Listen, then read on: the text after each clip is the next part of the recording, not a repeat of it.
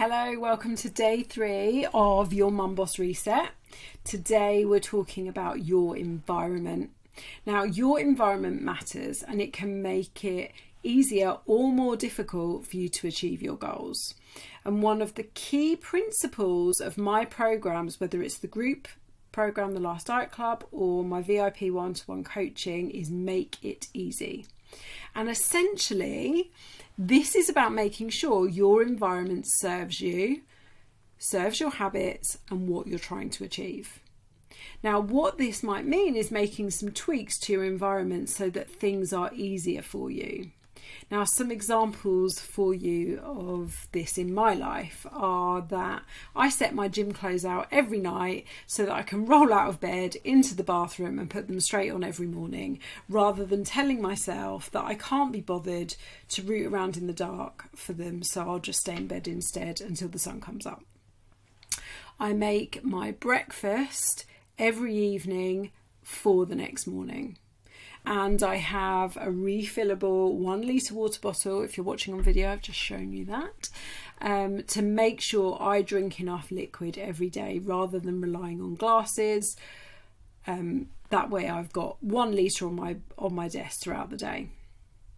And here's some honesty for you, right? I rarely buy biscuits because I adore them. And I find it really hard not to eat a couple of them every day if they're in the house. I very rarely can stop at 1. It's normally 2, sometimes it's 3. So other examples, right?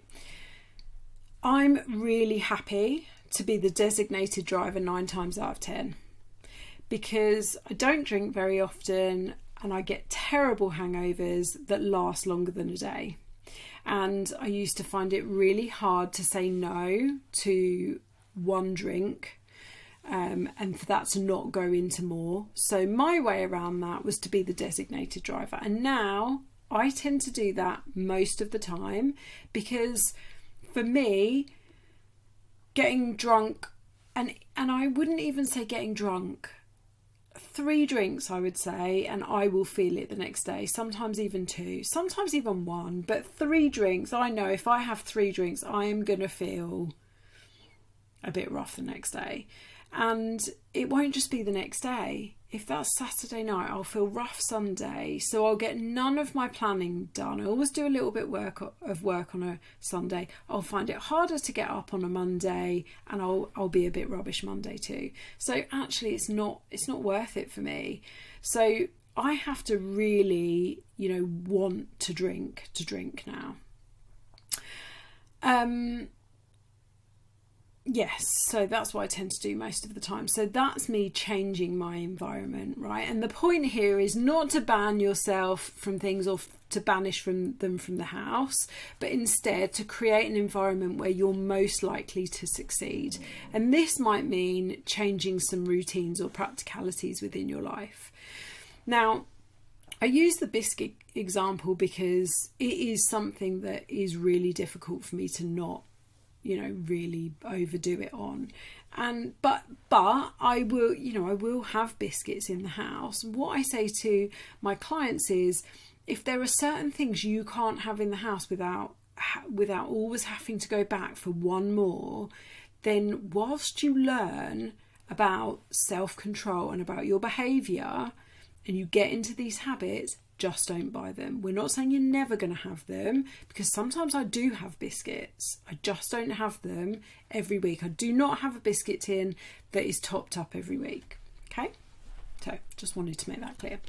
Now, the other part of this is to consider what conversations and support you might need to have in order to be successful.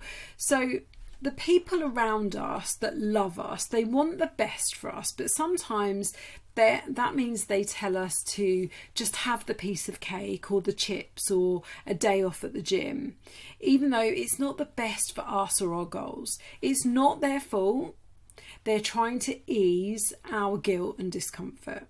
My husband used to do this, right? He would come home with chocolate or biscuits, or before he was into the gym himself, my alarm might go off and I'd maybe go, oh, I don't want to. And he'd go, don't then.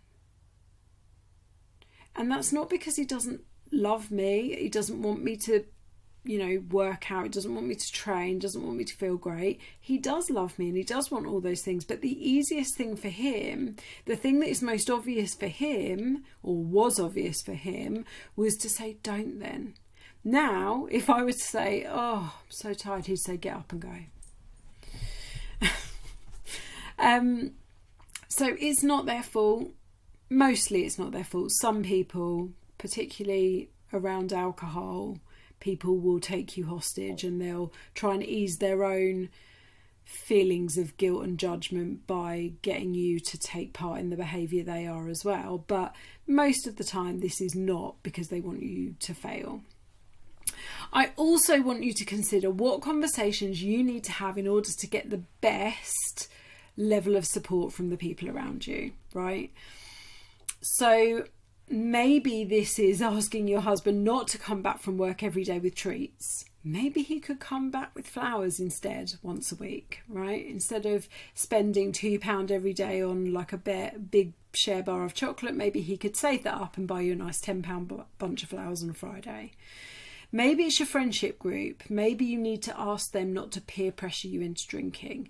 Maybe it's your work friends, asking them not to leave brownie bites near your desk. Or maybe you need to reach out and ask for someone for support and accountability.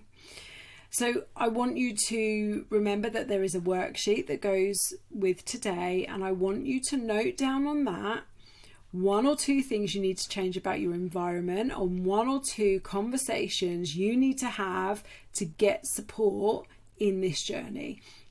And the thing is, on this worksheet, it is going to ask you to commit to a date when you are going to do those things. So when you're going to make those changes and have those conversations, okay? So good luck. Go and change your environments. Go and fill in that worksheet, and I will see you tomorrow.